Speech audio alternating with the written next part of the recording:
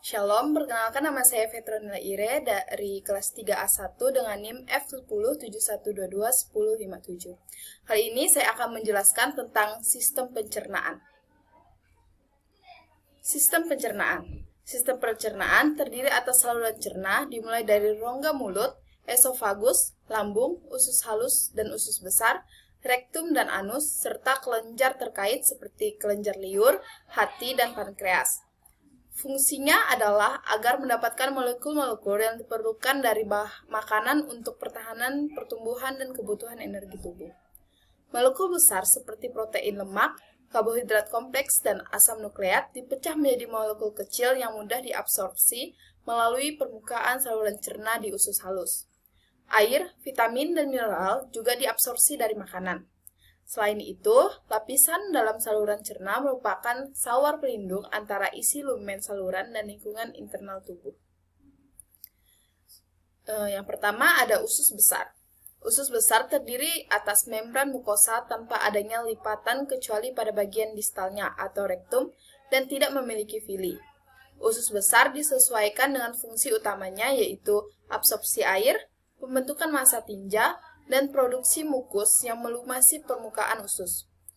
Usus besar memiliki regio berikut: sekum pendek dengan katup ileosekal dan appendix yang naik melintang turun serta kolon sigmoid dan rektum, di mana feses disimpan sebelum evakuasi.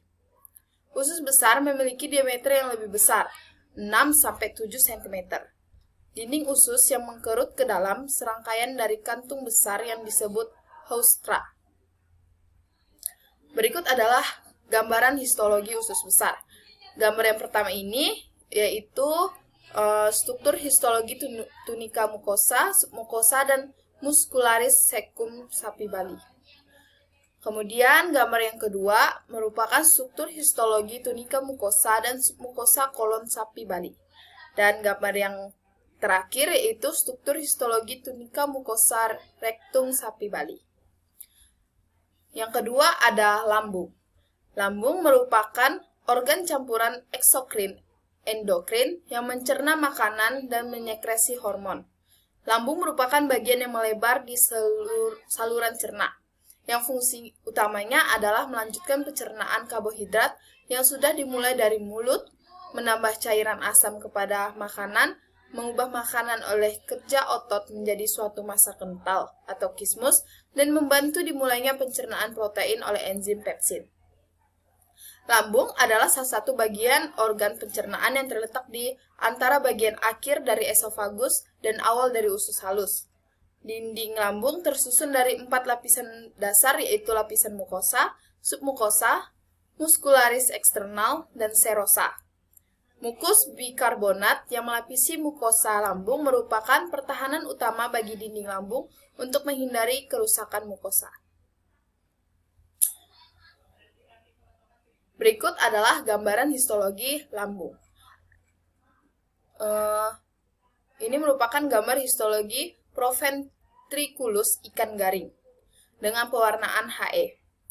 Tunika mukosa terdiri dari lamina epitelia, lamina propria, dan lamina muscularis mukosa. Tunika submukosa terdiri dari jaringan ikat dan pembuluh darah. Tunika muscularis terdiri atas otot sirkuler.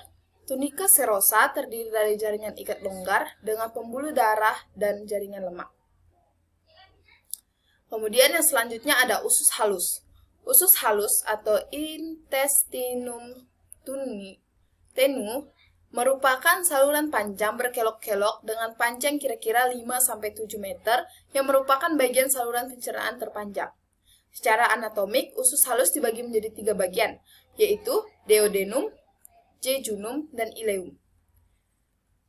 Duodenum merupakan bagian terpendek dari usus halus. Vili di bagian ini tampak lebar, tinggi, dan banyak, dengan sedikit sel globet pada lapisan epitel. Jejunum merupakan vili yang lebih pendek, lebih sempit, dan lebih sedikit daripada duodenum.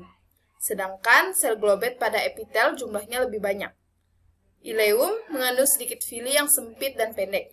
Selain itu, epitel pada ileum mengandung lebih banyak sel globet dibandingkan dengan duodenum dan jejunum.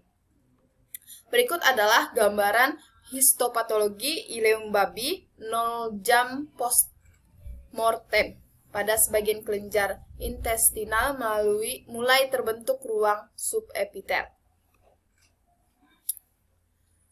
Berikut penjelasan dari saya ucapkan terima kasih.